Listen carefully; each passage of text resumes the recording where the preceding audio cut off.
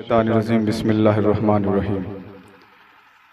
इस चकरदा मैदान में ऑल इंडिया मस्जिद इत्तेहादुल मुस्लिमीन के तरफ से यहाँ पर आप तमाम हजरात इकट्ठा हुए हैं अपने वक्त को निकाल कर, इसलिए हम लोग आपकी का शुक्रिया अदा करते हैं, आपका खैर मकदम करते हैं।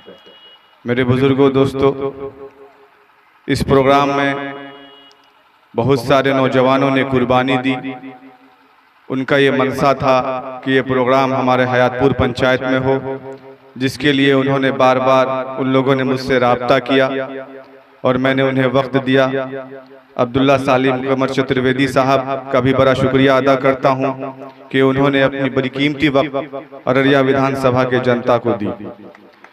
सबसे पहले मैं शुक्रिया अदा करता हूँ आफ्ताब साहब का, जिन्होंने जान माल वक्त लगाया इस प्रोग्राम के आगाज़ करने के लिए। दूसरे साबिर साहब का, निहाल अशरफ साहब का, गुलफराज अहमद साहब का, मोहम्मद साकिब साहब का, यासिर मलिक साहब का, मुनाजिर अहमद साहब का और रियाज साहब का, और बहुत सारे लोग हैं जो छूट गए हैं, मुझे माफ़ करेंगे।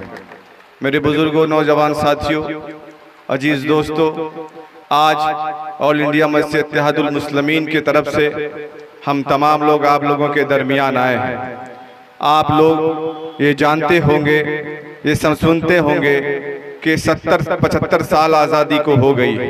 इन 75 सालों में हम लोगों ने कांग्रेस को ही वोट देने का काम किया। बीजेपी के डर से फासिस्ट ताकतों को रोकने के नाम पर हम लोगों ने कांग्रेस को वोट दिया। सेकुलरिज्म के नाम पर हम लोगों ने कांग्रेस को वोट देने का काम किया। कभी ऐसा वक्त नहीं आया कि हम लोगों ने कांग्रेस का दामन को छोड़ दिया। लेकिन इसी कांग्रेस के दौरे इख्तिदार में आप लोग जानते होंगे कि 50,000 से ज्यादा फिरका वाराना फसादात हुए।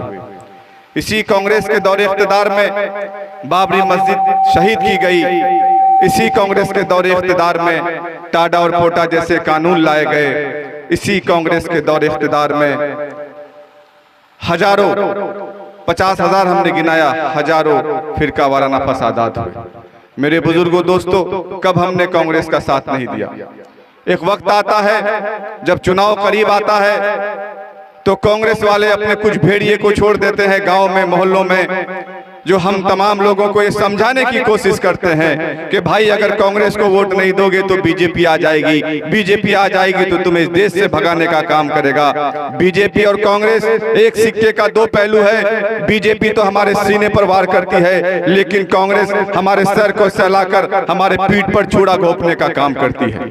एनआरसी सन 1976 में सबसे पहले कांग्रेस ने लाया, आसाम में लाया। एनआरसी लाने वाले का नाम कांग्रेस है। मेरे बुजुर्गों, दोस्तों, गुजरात का वो दंगा आपको याद होगा जब 2002 में गुजरात चल रहा था। गुजरात में हजारों मासूम बच्चियों को के साथ बलात्कार किया गया। उनके भाई के सामने उनकी बहन की इज्जत को लूटी गई, उनके बाप के सामने उनकी बेटी की इज्जत लूटी गई। क्या गुजरता होगा उस बाप और उस भाई के दिलों में?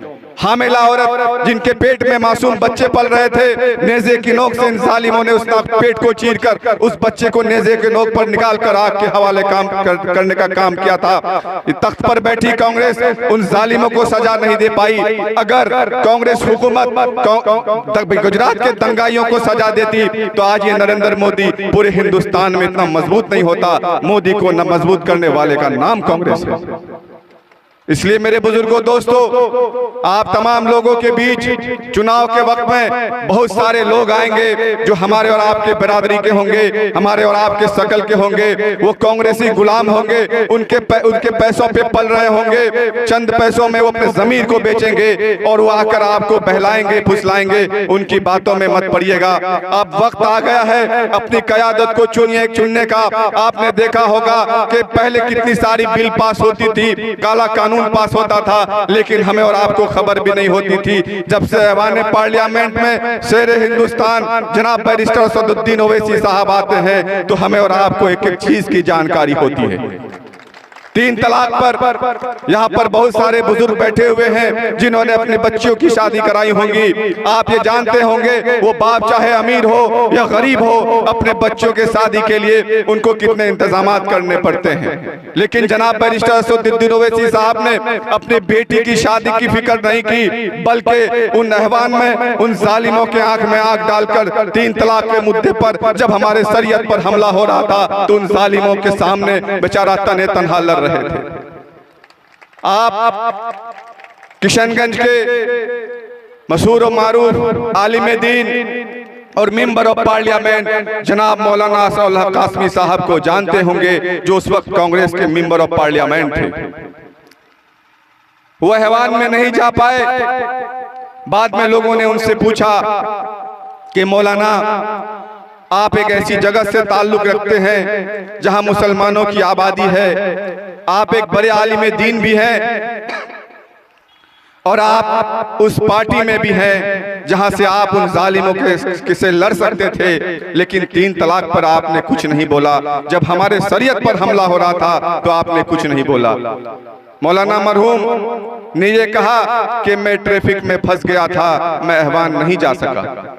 लेकिन कुछ दिनों के बाद जनाब मौलाना असदुल हक कासमी साहब, जो कि अल्लाह वाले थे, नेक थे, एक आलिम दीन थे, उनको ये डर था मैं लोगों के सामने कुछ तो बोल दिया, लेकिन कल जब खुदा के बारगाह में जाऊंगा तो मैं क्या मुंह दिखाऊंगा। ये सदमा, ये दर्द वो बर्दाश्त नहीं कर सके। मौत से चंद रोज पहले उन्होंने वीडियो में कहा, लोगों से कहा, ऐ लोगों, मैं बोलना चाहता था अपने शरीयत की हिफाजत के लिए, मैं बोलना चाहता था तीन तलाक बिल के खिलाफ, लेकिन मेरी पार्टी के बड़े नेताओं ने मुझे बोलने की इजाजत नहीं दी।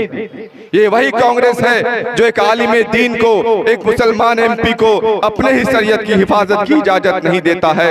यकीन मानिए पूरे हिंदुस्तान में मुसलमानों को दाढ़ी और टोपी के नाम पर मारा जा रहा है, गाय और गोश्त के नाम पर काटा जा रहा है। क्या आप देखते हैं ओवैसी साहब के अलावा किसी के जबान में आवाज नहीं निकलती।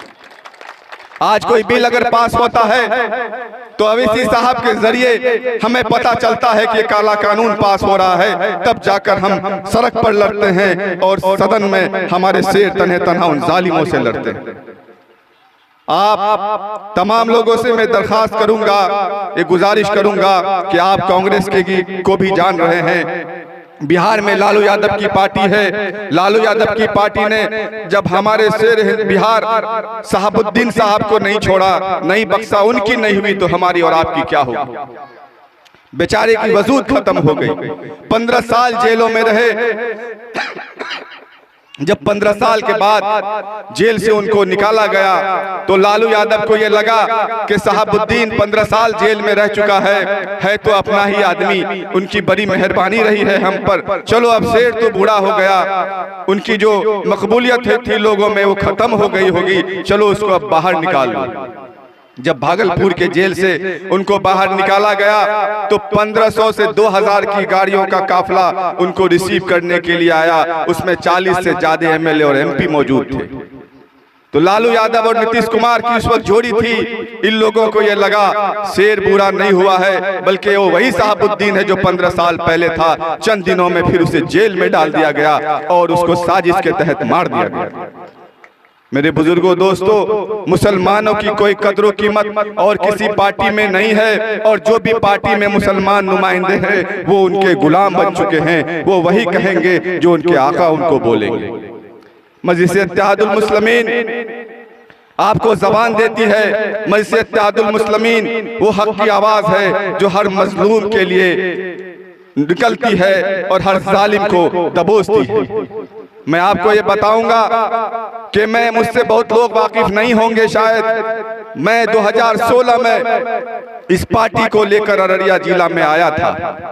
10 साल तकरीबन होने वाले हैं। उस वक्त मजलिस इत्तेहादुल मुस्लिमीन को बहुत कम लोग जानते थे। जो चाहे हैदराबाद वगैरह में रहते थे वो जानते थे, या बड़े बड़े पॉलिटिशियन थे वो जानते थे। जब मैं इस पार्टी को लेकर आया उस वक्त कोई 3 तलाक का मुद्दा नहीं था, कोई बाबरी मस्जिद का मुद्दा नहीं था।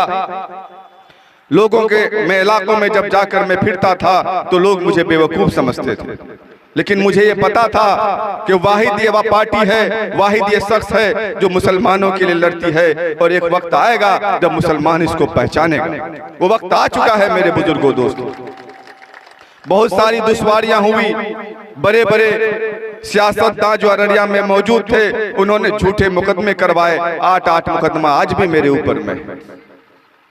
लेकिन जब वक्त बात कौम की आई, कौम के लड़ाई की आई, एक अदने से जगह अररिया में, तो कोई रहबर और रहनुमा खड़ा नहीं होता है, वहां पर खड़ा होने वाले का नाम राशिद अनवर है।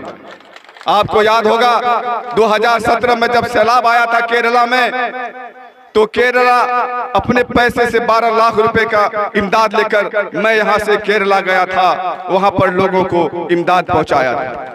कोरोना काल में 2020 में मुझे जहां जहां से फोन आता था, मैं वहां लोगों को इमदाद पहुंचाने का काम करता था। आपके बगल में मधुलता गांव है जो रानी